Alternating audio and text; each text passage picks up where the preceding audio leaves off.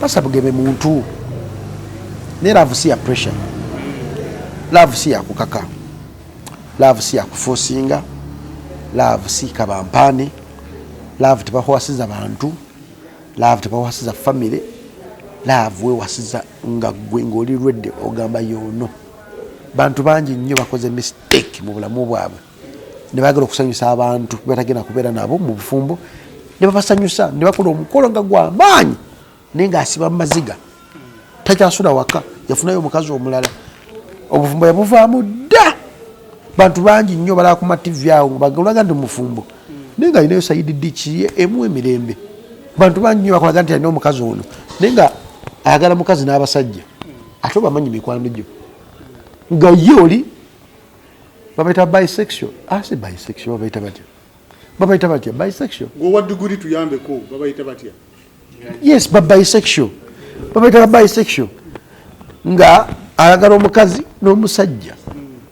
Oba ayagala omukazi n'omusajja. Neto damu kunteka mu bintu ebyo ngo bachali bange.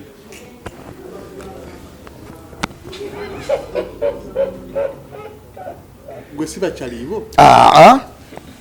Nze nagano kulaga n'ekikimani. Era nze kizo ntoli kikimani nga nkwewalako nga kwejjako. Abantu bakana kumbuza ne gayo ono. Ende bali babiri nga bamukwano storage. Kikyatukawo. Nze wenzula nti olimu olwa mukama webazibe kyuke mabega. Nga nkuta. Nesi kuina akobuzibu kwero ne musokewo. I don't have a problem. Ogamba nzo ogamba bali. Gwe ne mikwano gyo. Sikuina akobuzibu. Kubanga oli musajja musiraamu tekuliko aya yonna mu Qur'ani egamba nti omusiraamu yenna olikyukalanga n'otunza musajja munno n'omugamba nti mukama waffe yeebazibwe. Ancho vasi kikolangako. Naye ate obeera n'emikwano nga zikikola. Mukama ajja kuwukya bubwe omuliro. Gwe tojajinga. Tojajinga. Wemba nsobola okuleetera aya ekulaga mbu kibi. N'otakiraba mbu kibi. Nkuleetera mutonzi. Subhanallah. Wandiyambe n'obikulomu. Bomanyi katika nkuyigirizamu kino kimu. Bw'otambula n'ekibi nawe ofuuka ekimu ku kibi. Bwanga mukwano gwo mubbi nawe obeera mubbi. A friend to your enemy is also your enemy. Mukwano gwa mulabewo nawe abeera mugulabewo. Indirect. Kati gunawe oli otokubanga oli mulwayini bo. Omuzimbe gunakulinya bulinya. Naye gunakulinya tujja kutandika okulaba ng'olandise kukola wooti. Giso! Omimbi waffe twasigaza mbuna mwaya. Oyina date yodi sokojje abantu bakulabeko wano. Oyina date yo ali ku gundi ku lwa mama Mariam Ndagire jangu wano. Ayina shoye. Totuula jangu isi. Totuula jangu isi obuyisi ono muyimbi. Muzanyi wa mizanyo muyimbi. Oyibi okutama mu bukutama. Kutama katini. Katwasi Jacob si akutamye cyane ntu. Muyimbi muzanyi wa bina Uganda. Giso mmanyi nkikumalire nedda nnyama. Wama ndi single mother. Giso kitegeeza nkimaleyo nti kimaleyo. Alinda kakimaleyo otegera amanyi ge. Giso kitegeeza ki? Giso kitegeeza ki kimaleyo? Kigenda kivaako. Nina shonga abiri mwenda. Giso kitegeeza ki? Tojja jogera nga tukyogedde. Giso kitegeeza ki? Giso kitegeeza ki? Gombola Internal Security Officer. Gombola Internal Security Officer. Aina shoye. Tugenda tumwagire. Ndi? Ngabiri mwenda August. Mwabiri mwenda August. But very few. Red carpet. Kuyimba aba muzanyi. Kuzanya kuyimba. Njagala abakazi basingo maza mtandika noteka mu party ya single father. Bano bajja ko. Bano babona atete mu byogera. Nyaje ko boli single father. Nali. Sichali na mama we. Nali sichali. Gwani yagamba muno ina kubanga mama yafa. Ana kubanga. Obanga tata yafa. Nali kati sichali. Sichali single father. Leo tugenda tukawagire mu mwezi gw'omunana. Ogw'omunana nga meka? Ngabiri mwenda. Bati very fair. Kwa tunagulayo table si ya sente nyinyi tujja kwaye 10. Tuchogedde mu kamera. Tujja tusale ezo nga ffe tujja tofu kamera. Kwa empesa zo zimanyi oziyina. Tofu kamera. Naye ono by the way. Diso njagala kufuna yo single mother mukola ko yinda. Otuuse. Bado ono muyimbi ebyaddala. okuyimba kuyimba Zeni single mother lokubona toshokeza ndi single mother baana bami omu nani nga ine 10 omusajja yadduka ekyenkana yewamba mwewamba wikyajja katunyonyi jangu ngulinze mbawaawo jangu ndukowe bewamba nona ayinza okuba agamba single father nga yewamba wewambi nolwakuba kati yono bambi tukkirize mwana yamulina esaga nti yewamba oba omukazi omwana gwe wamumugjaku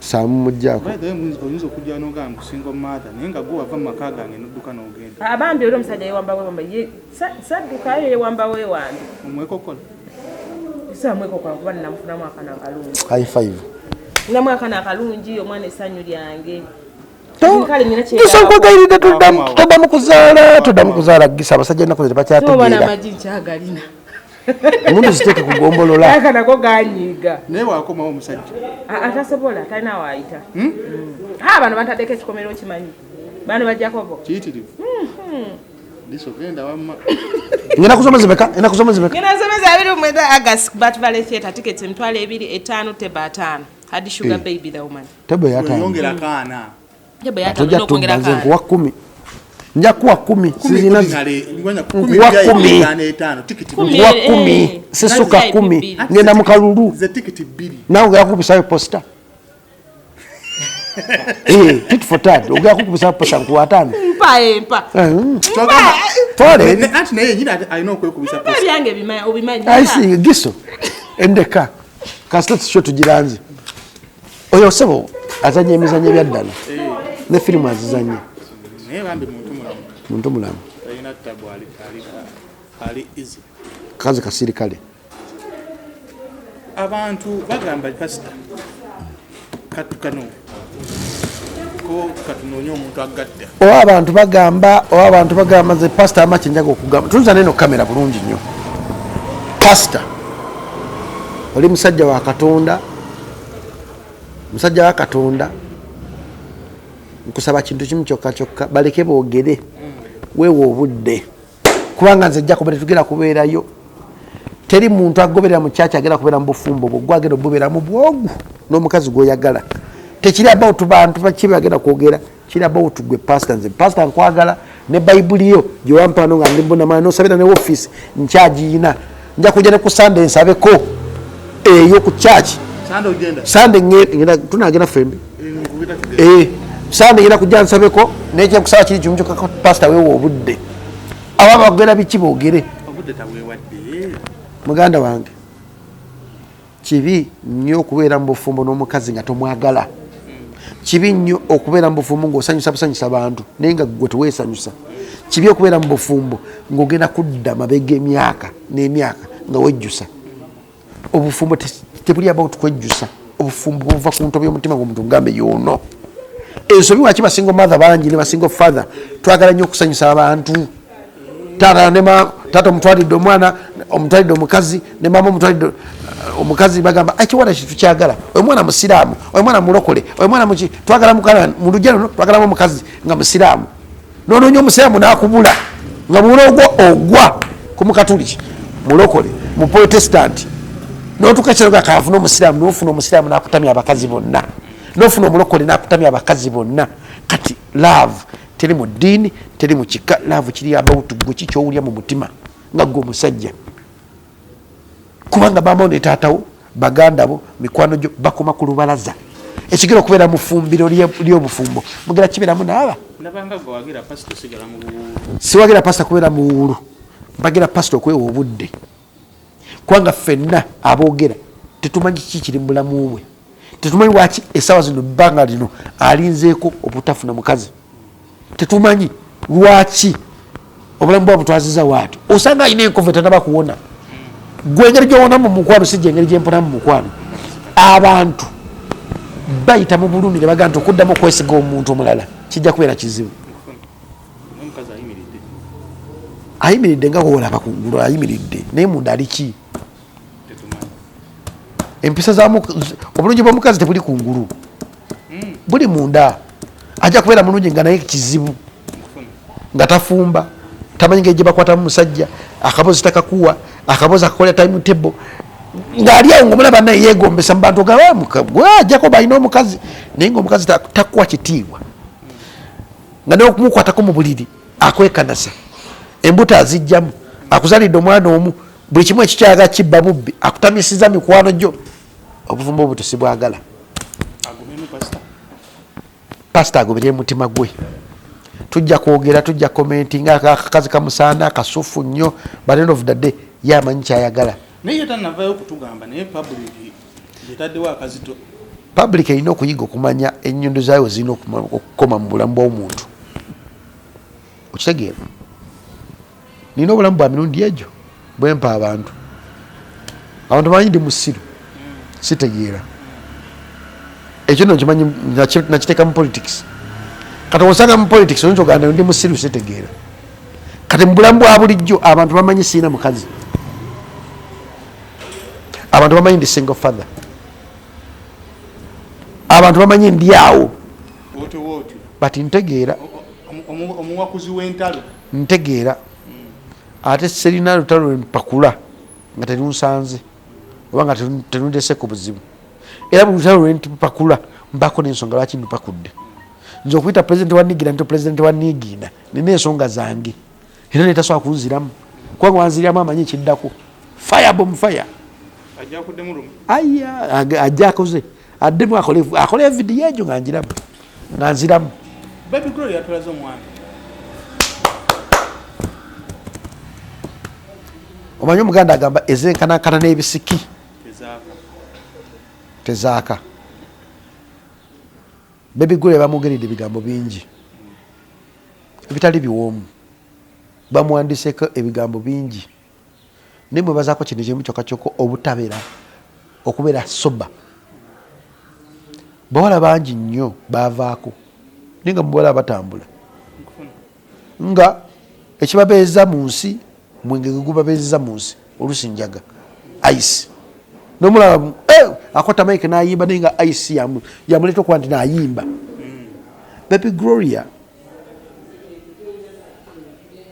mwebaza okuba omukazi omugumu asobola okulwana entalo zonna ez'omwoyo nezitali za mwoyo ekingi ekirunti akulidde mu ngalo za maama omulokole famire gyakuliddemu yabalokole era ne Katonda amuwadde omukisa tatuswazizza nnyo nga bwe nali nsuubira ng'abantu bebasuubira baana bangi nnyo obawulira nti gundi oli owa gurupu weti yabadde wali nga ajjamu olubuto tomumanyi abantu bo baprotectinga naye nze abaana bempa respect mu art abakuze mu art Baby Gloria ne Little Tammy nagamba Little Tammy musawo ali mu America era tewewunyanyo Little Tammy kugamba nti no bamwanjudde oba bamukubye embaga mu America kati Baby Gloria atukubye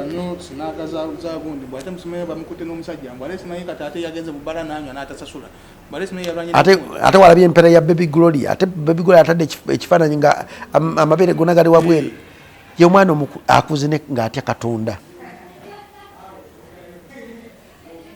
tomanyi kyensaba ngamba muwala wange nemugamba Melissa byonna oyinza obbinkola naye ekintu ekisobola okunkola n'onnumya nempulya nga nsaanyeewo nga bampereza ekifaananyi kyo ng'oli bwereere oba mpe mudde owe mudde okoze buli kimu era muwala wange tali ku TikTok talina social media si because tajagala alina essimu smartphone nedda agiina ne ku TikTok agendako nalaba kimu kigendako kati byenjogera abijjawo teriyo kintu kikitwedinga nga takiina era akimbuuza naye teri kintu kisinga kuluma nga mukwano gwo amanyi obwerere bw'omwana we bufaanana nga laba kavidiyo k'omwana wo obukyala bwe omubiri gw'omwana wo mwana ali half naked nze oba onzise Melissa muwala nga bankoze ekivve simanyi nakumanya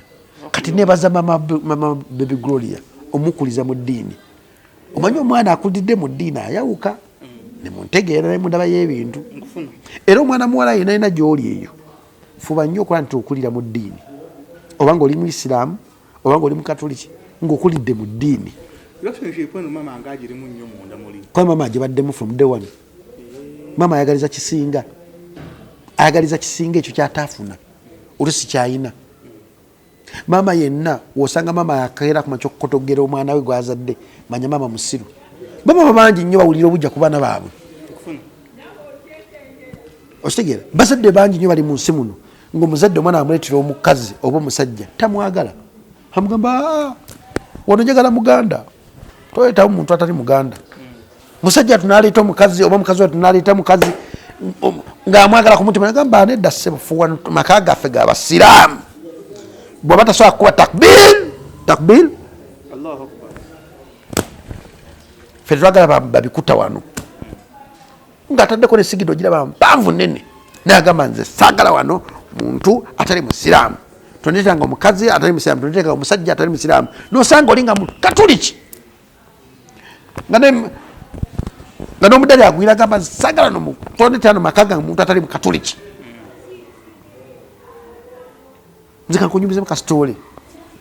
Omwana ye mwana muwala yagala n'omukwano n'omuntu atali musiraamu. Ninga family gyavamu basiraamu bali konko n'azaala omwana. We yazaala omwana ne bamugamba ono omwana ono takulira wano. Ffe twakutegekera omusajja omusiraamu, musajja mugagga ali Masaka. Saagala tulemu kutambula na saitwani eyo. Mukazi wattu n'agenda gye musajja gye bamutegekera. Agenda okudda eyo musajja gwe bamutekera n'amufunisa siriimu n'amuzaalamu n'abaana. Agenda okukitegeera nti ali lubuto ng'amaze kufuna siriimu. Yakyawa maama we, n'akyawa taata we, n'akyawa baganda be, n'akyawa obulamu bwe. Kati ensi agenda asiga busiizi. Buli musajja amugamba ko oba musiraamu oba mukatuliki asiga busiizi. Famire yagikyawa. N'omwana gwe yazaala naye yafuna obulwadde nga bujja ku maama we ku busungu bw'alina mu nsi. Ensi eno Allah teyali musiru kuwamukka bakatuliki gufaanagana gw'abasiraamu. Katonda teyali musiru kukwata mukka mulokole gwassa n'agwa musiraamu. Katonda teyali musiru kukwata mukka omuprotestant n'omukatuliki gwassa n'agwa omusiraamu oba omulokole. Ffenna tussa omukka gwe gumu olw'ekigenda tuli kifaananyi kyekimu mu maaso ga Katonda. Naye ogenda n'ogamba nze saagala musajja ano atali mulokole n'oteekawo sebuno n'embeera omwana nagwa mu mukwano n'omukasajja omusiraamu oba n'omukazi omusiraamu ng'amwagala bitya n'omumulemesa. Kiba kitegeeza Katonda gw'osinza tomumanyi. Because God is beyond love and hatred. So, Pastor Bugembe tumwe time ajja tuwa omukazi gwe tunaatwala mu maaso. Kiruma nnyo okubeera nti pastor leero awasizza ayanjudde enkya n'ava mu bufumbo n'omugamba Pastor Bugembe naye yavudde mu bufumbo. Ennaku zino Katonda yapangisa awantu amaka yagalekawo. Gwe kyoyagala ekyo omusajja mumuleke atwale obudde. Bapasita bangi nnyo bakirumira mpira bbiri. Ate bano abanenya Mama Gloria balalu nabo. Nagambye maama yenna akwatibwako ennaku ku mwana gwazadde, ayagaliza ekisinga omwana gwazadde, apulaningira omwana gwazadde, ateekateeka omwana gwazadde, ayagala abaana b'ensi. Abaana b'ensi be balwa ne bbaawo gwogenda omuleetera ajja mwagala ng'owuwe kwa omwana gwazaala. Yoyo maama ategeera. Yakuwedde profile y'omusajja nti n'emyaka gye ye Gloria byafunye tabifunanga. Tebamutwalako ku proposal wabweru. Ye yagifunira ano mu Uganda. Kiba kitegeeza nti maama kaasi yamuliko yakutuka nti omwana we ensi yonna gwemanyi tamuswazizza, teyeewebudde. Toyinayo katambi konna kalaga bwerere ba Baby Gloria. Toyinayo katambi konna bakifaananyi kiraga mpale ya Baby Gloria gyambala ey'omunda ogiyina. Kiba kitegeeza nti omuwala oyo akuzeewo ekitiibwa. Omubiri gwamanyi nti gwina kulabibwa musajja ogwo. Ayinza okuba nga artist. Ba artist bangi nnyo abalokole abasitama abaaweebuuka. Ensi bye yatwala ne bafuuka ebisassalala ebitategeerekeka. Kati ovanga ku muntu ku myaka emito ng'oli sita n'ojja ng'okula n'osigala ng'oli soba batono abasigala nga bali soba batono. MC Kati yatandika kuba nga sita nga ali mwana muto. Flavia kyova nti Flavia wa Capital naye omuwa ekitiibwa nti mu buto bwe bamugume byani oyo o NBS kanali abo abaana bawa kitiibwa. Kizibu nnyo omuntu okubeera nga oli sita ng'ovudde buto ng'oli sita nosigala kyekimu nosigala ng'oli soba. Mukazi wangamba sikyaliwo ani Musuuza president wa Nigena ya NRM bana babere ku Museveni bana abale ne ba SFC bana babaddaladda ba SFC abale najja namukuba akama ababadde ku ground bagamba mbu yabadde amugamba Museveni ayagala kugenda ayagala kwogera agende. Kenzo yenga agamba nze njagala kuyimba no Museveni wali yamaliriza Kenzo asindise musajja oyo sigwe gusose Kenzo ngakikola obasindika president gwa Nigena sigwe gusose ngakikola bebe kuli yakikozeeko Kameno yakikozeeko sigwe gusose president wa Nigena okola ekintu ekyo era tomunenya kubanga uli mulimu gwe bamusasulya kuyimbira president Museveni nakuyimbira abantu ba president Museveni katate gojja n'ogamba mu office ye moyaga okutekera amateeka nga ye wagenda mu office zawe alina okutambulira mu protocol. Teri kintu kisinga kubeera kibi muyimbi kubeera nga ayimba waati n'omugamba yimirira tukuba oluyimba lw'eggwanga kuli mulimu gwe gwina standards gye gwina okugobereramu. Nze ng'omuntu simwagala but I respect nti avudde wala okutuuka waali. He's a brand. People bamusasula mulaba ayimbira wakati wa milioni 15 kwa 2 okitegeera omuntu ayimbira half omutalo gwa dola tokisobola mugamba nti nokimiriramu president agenda nedda ssebo eriwo office ye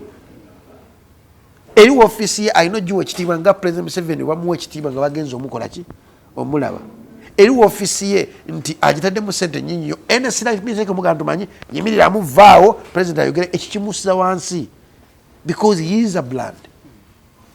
He get paid because he performs. You understand? Kakati omuntu yena criticizing embera ya Musuuza kyekyenga president Museveni wabeera ng'akola interview owa kamera n'agikwata ng'ayayuya n'agamba gwe wa cameraman sagala bwe yayebo because naye amanyi okwayuya kiri nnomu naye ate mu protocol tokkizibwa kulaga president ng'ayayuya mu mateeka naye ate ye agamba nedda ssebo president okkirizibwa waba atudde waati n'oveeri n'ojja omutuukeko protocol ina okuyita mu protocol kati ne Musuuza omulimu gwe president wa Nigena oyo aguwa ekitiibwa tomanyi how much money za investing mu kintu ekitibwa Musuuza Eddie Kenzo tomanyi nti yali ayimbiddeko ebivule by'obwereere Musuuza atandise okufuna ssente mu bivule emyaka 10 emabega 10 years back wefuna BET osegera ne ku campaign za president Museveni eza stamina Musuuza oyo yakolako ekintu kyekimu kyekyo president Museveni yajja nga bamulimbye limbyawo simanyi tugakuwa emotoka yagudde simanyi biki byamusuubiza kati nga tebamukkiriza kufuna president Museveni wantu wonna kwogera naye era we yafuna kachazi n'akwata omuzendalo muzeeyi nayogera ebigambo bingi namugamba jangu okitegeera so nze sikirabamu ntiro kizibu because bonga nti njagala kuyimbira president Museveni ng'ali awo ayaga kulaba amaanyi ge bwakuba enyimba abantu bawanika emikono president Museveni akasajja kalina namba zikano sina kasuula okitegeera kubanga yamanya akataleke mu bayimbi nagamba mu bayimbi mu Uganda basinga okwemarketing abamanyi brand abamanyi amanyi g'abantu g'erinnya lya ye Musuuza president wa Nigena oyo mulaba amanyi ekintu ekiyitibwa erinnya lye amanyi g'erinnya lye omulimu gwe agunoonyerezako kusinga abayimbi abasinga obungi mbu kino kye yakoze yalibanga yeggalidde mu state kati Musuuza we yatuuka oyo president wa Nigena takyasabirwa kati mu bayimbi bano kenja kankubabuulire bebe kuno mulaba takyasabirwa okujjako God forbid ng'olutalo luzze nga evuddeko nebanga evuddeko okimanyi nti omusajja yakola milioni 100 milioni 2 buli wiiki oyo Bebe Cool oyo buli week okimanyi watu kimanyi okimanyi Bebe Cool yakuba diiru okuva mu State House eyo naye ebbanga lyonna Bebe Cool omwetegeeza abadde akola ebintu byabwerere nga bikolera NRM atandise okufuna ku ssente emyaka 5 emabega 7 emabega laba wajja afuna diiru n'agimutwalira omusajja namugamba mutabani wange kale omusajja namugamba waayi webale kuntuusa kwata naawe omutemu ago gugo aleeta Bebe Cool okubeera kyali kati mu miliyoni 10 miliyoni 5 miliyoni 2 biliyoni tebikyakubisa Bebe Cool nduulu yomu kati ku basajja abagagga abayimbi Bebe Cool omulaba oyo miliyoni 10 miliyoni 2 miliyoni 5 temunkubisa nduulu ebyaddala nze simwagala ng'omuntu naye ate nkubulya banze nakula bulala amazima ngatwala amazima n'obulimba mutwala ne bulimba kati Bebe Cool Eddie Kenzo bayetegekera obukadde bwabwe President Wanigi ali mu kuzimba ennyumba I think egenda okusinga eyinza okuba nga eddirira eya Bebe Cool mu nyumba ez'amaanyi z'aba celebrity ng'ogyeko yahamu kubanga yahamu yesinga mu bantu abamanyifu ojja mutegeera mpola with the time ojja mutegeera lwakubanga lasita yakula bulala wategeera nti tomuwagala akutandika okukola kyokuba ebikono but funayo time otegeereko naye kyaliwo empozi bagamba wenakola gundi eri vidiyo tebakutadde mukanayo kyani waki tebansiba boyiwo mwagala nnyo era mu basajja abayimbi abakolera obukadde bwabwe kamba kubuulire Bobi Wine yategeka obukadde bwe tosuubirayo okutegeera nti Bobi Wine atekeera ku makya n'ayavuwala okujja nga olutalo luzze muganda wange kankikuddiremu tosuubira okujjako ng'olutalo luzze oba ekizibu kyonna nga kizze Lagadi omulaba yategeka obukadde bwe Lagadi y'omu ku bantu abakiswamu ssente nga zigenda mu sekita ya entertainment yakolera obukadde bwe Eddie Kenzo abantu bamuvuma olidde bw'ataalyanga nga bamugamba olidde kati kazirire ddala nti alidde ddala akole ddala ebintu ebiraga nti no yaliya yategekera obukadde bwe Bebe Cool yategekera obukadde bwe okitegeera Mama Mariam Ndagire yategekera obukadde bwe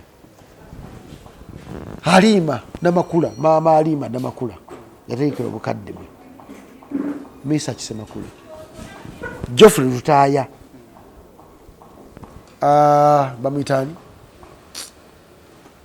ono kati yayimba tulukubunkeke yani oyo Mayinja kati waliwo atabamanyi bamwita Navio akyera ne kusendeza jjajjaawe tanawa kulya kuza mama we tanawa kulya kuzize akyali kuza jjajjaawe Lilipazo asobola kutegekera bukadde bwe because amata tutamanyi kuzanya matatu matuufu osogera kuwena ne munoyimba but si kyekimala bintu bingi nti ojja kwegendereza abantu bonna abategekedde obukadde bwabwe abo bonna benkubuulidde nga balina ekintu mukulu wulu ali awuliriza so kino abembi kye balina okumanya naddanga omuyimbi tanaakubuuka emyaka 10 egijja mu maaso b5 okuddamu okufuna upcoming kijja kubeera kizibu kati gotebeeza guno omwaka guguno twakatwalako emyezi egyo upcoming kyalimu w'amaanyi nandalaavu kakijja kubeera kizibu kijja kubeera kizibu nti ebintu bigenda bikyuka naye nga kyeki bikyusa essaawa zino politics yayingira mu industry y'okuyimba Bebe Cool kwe kuvayo gamba kati nze nava mu byekiyaye tosobola kunninza wano 1 hour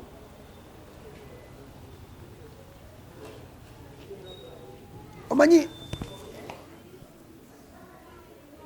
twogera ku bintu bibiri. There's what we call legacy. Ne twogera ku kintu kiyitibwa professionalism. MC Kati legacy ye y'amaanyi yeeyogerera. Era watuuza Bebe Cool 1 hour, Bebe Cool aso understanding and because waddemu na mu struggle. The professionally bombiriri tusobola kutuuza Bebe Cool 1 hour. Akitegeera. Ate Bebe Cool tosobola kudisinga ate MC Kati. Because wotunuulira MC Kati ne Bebe Cool babadde basinganya muki mu history waabwe mpola mpola, but ebyo bibeerawo mu industry eri funny nti oyinza ogamba nti wava mu byekiyaayi naye nga ate okyali byekiyaayi ng'oyisa ng'omuyaayi ng'oyambala ng'omuyaayi. bw'owava mu byekiyaayi omanyi omuntu otandika okuba n'otandika okubeera nti no oli icon w'ekintu enneeyisaayo yekyuka. Amazina go gozinaago osimanyi ng'okutamya agaikyano n'ojjamu olubuto n'okolawo oti mulimu ebintu bitaddamu kukola nga icon pozi kyaliwo kansirike. Oyinza okuzzayo ka video nga musajja kyakkolondo kyaliwo. Mulimu abantu bemanya bali ku perolo eya Bebe Cool. Oteeka obanga kwoli muzeeyi kwali low feet ye ali low feet. Kyomanya ali low feet naye wambwa. Alina omutima omulungi naye wambwa. Buli muntu ebyo ebintu bibiri abirina.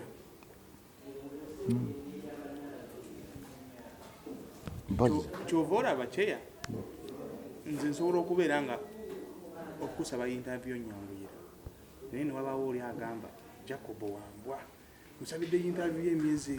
Kati kankuwa ekyokulabirako. Nali ku gundi ya Little Boss, press conference ya Little Boss, nakola ne interview kuno omuwala wa NTV omunene Joe.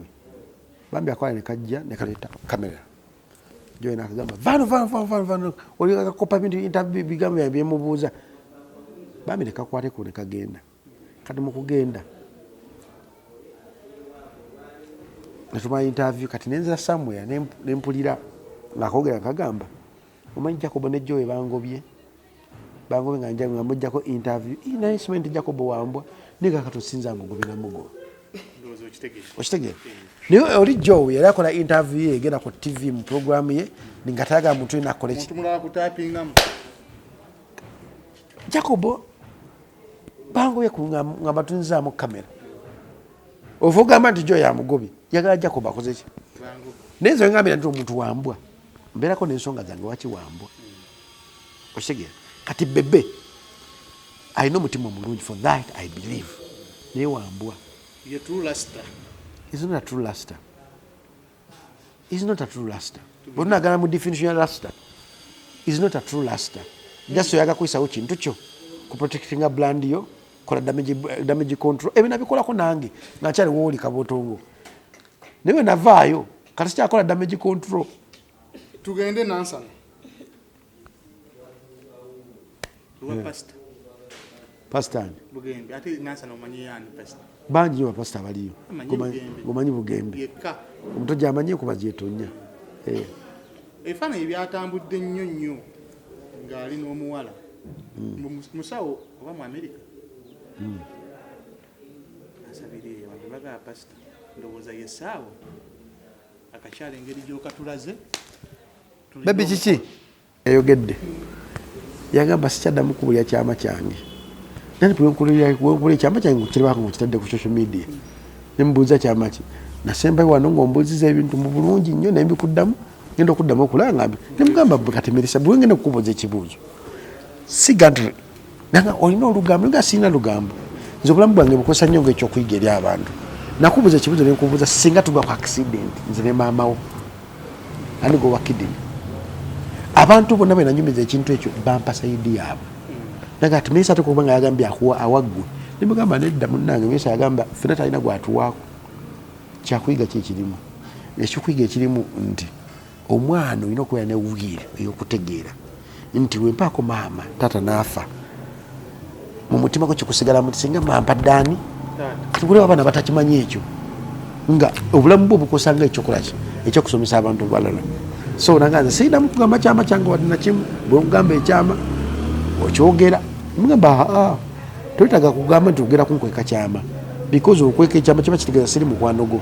Even if I'm your dad, I'm your true friend. Tusumalirize Zali Shakib wiki ewedde Shakib yabadde n'omuwala nga balina we bali naye tetwategeera bigambuka video kuba yali wala bagamba Shakib atulaze omukyala. Zali n'akola video kimeza itayimu za kusibulukuka kwa yagamba kagenda asibulukuke n'agamba ndowooza nkulu abalaze omukazi era temunenya ngambalaze mukoddomi wa mulala. Tutandikira nagamba relationship ya Zali showbiz jeko mukubeera amawulire gyakoma okutrendinga gyakoma okufuna sente siraavu ya ddala. Relationship ya Zali oba ya ddala oba si ya ddala ya showbiz.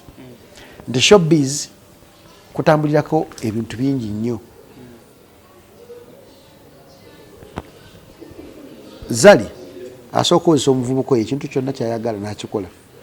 Namuga genda ku awo tukwate omukazi mwana owo omuwewete tutambule mu mawulire because amawulire ge galeeta ssente wa Zali.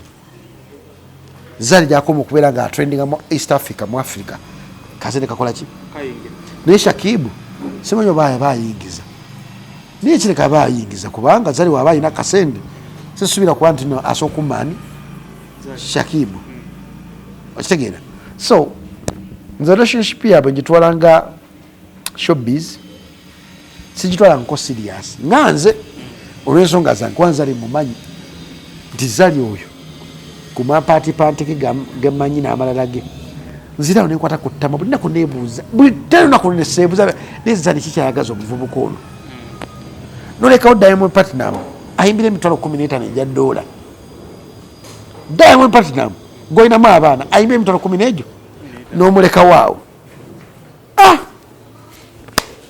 kiba kinene okitegeera. Kati Shakib ne Zali mbawa respect because baleetera amawulire gaffe okubeeramu vibe ate y'omu ku bakazi abakyasinza okubeera amaanyi mu East Africa. Ye mukazi akyasinza okugobererwa mu East Africa. Y'omu ku bakazi asinga okugoberera mu East Africa. Y'omu ku bakazi abakyasinza okufuna ssente nga bazijja mu art. Oyo Zali. So omuzannyo gwe gwazannya gonna gonna ali machuwa amanyi obuzito bwe.